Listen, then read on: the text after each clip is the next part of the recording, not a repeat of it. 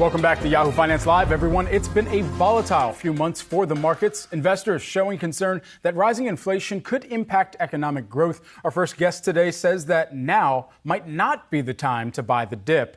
Let's welcome in Steve Sosnick, who is the Interactive Brokers Chief Strategist. Steve, great to have you here with us this morning. Okay, so for all of what we've heard on the previous dips, saying, and some investors out there saying, this is the dip to get in on, why is now not the dip to get in on?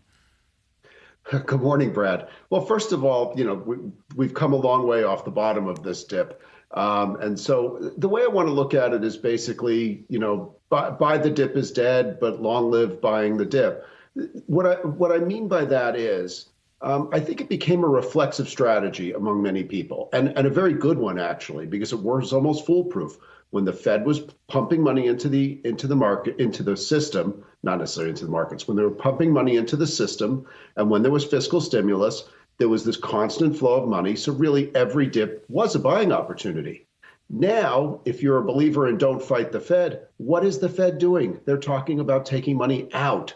So that means that buying the dip is not a foolproof strategy anymore. There will always be dips that are good trading opportunities. But what I'm implying here is don't just close your eyes and buy the dip because it's a dip. Steve, let's just, the blunt reality here has to be this. Has the Fed lost control of inflation to the point now where you have President Biden writing an op-ed in the Wall Street Journal that they may have to lift taxes to bring down inflation? I don't understand that math. How big a headwind is talk like that right now to this market? I think we sort of have to separate the politics from the reality. I think, as we get into the midterm elections, clearly inflation is the number one problem facing all of us, but certainly the Democrats and the party in power get the blame because that's always the way it is. Whoever's in power, is seen to be the cause of it. So he's got to look like he's doing something. I don't love the idea of just raising taxes because inflation is effectively a tax on us all. It's just a very subtle and insidious one. And so I don't know that that's the way to go. But what he's doing with Powell, I think this is kind of, and the op-ed, I think this is basically just getting the message out there. Hey, we're fighting inflation. This isn't really our fault, and et cetera, et cetera. Do you think that in this dip that we had seen most recently, that there is a flight towards more either individual stock picking or just looking for high quality dividend names? Oh, absolutely. I think the key here is, and this is why I kind of, said long live the dip. There are going to be opportunities in here because when you get these big waves of selling out of the market, what you're going to get in response are good names thrown out alongside the less good ones, the crappy ones. And so what it behooves everybody to do is think like a value investor. We saw Broadcom doing this with VMware. VMware got sold out to the point where it represented a great value to a strategic buyer. Obviously, we're not strategic buyers in the size of Broadcom, but that's the thinking you have to have is if you're buying something that's got good solid earnings and good solid cash flows, and I want things that are tangible earnings and cash flows, not just prospects, then you can really start to assess in a good way how you have opportunities. Otherwise, you just don't want to buy stuff because it's down. That doesn't make sense.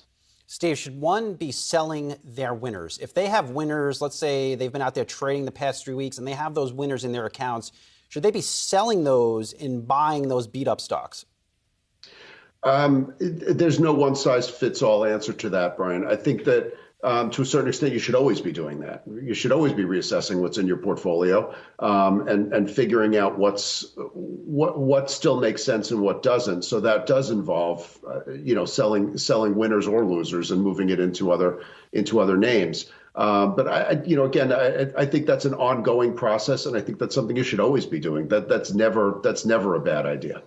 Even as we're continuing to consider where inflation stands, if we've already seen inflation peak or not, considering some of the core PCE data that's come out as well, there's going to be much more of this focus that gets extended even into the midterms. I know we were trying to separate politics from the business side, but the reality is we're going to be hearing more about this. The American consumer is going to be thinking through this even more so going into the midterm elections. So what is kind of the time frame that we should be looking towards to see where inflation actually does peak? That is the $1 million question, Brad. And what I think they're getting very nervous, and it's a very general they, is that inflationary expectations are starting to get baked into the economy. Wages have been good, but wage increases, I should say, have been good, but they haven't been keeping pace with inflation. And once you start to get into this inflationary mindset, that is the thing that the Fed really wants, and the Fed and the federal government really get scared of. And this becomes the question. I think we're at an inflection point. It doesn't mean that it's inevitable that inflation keeps going up, but I do think we're starting to see where it gets baked in and potentially at higher levels than 2%. Remember, of course, like when you see the CPI of 6 or 8 or whatever, that's the rate that prices are going up.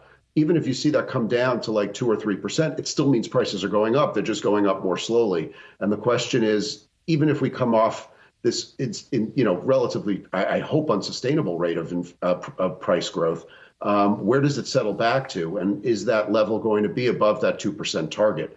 Seems like it's going that way right now.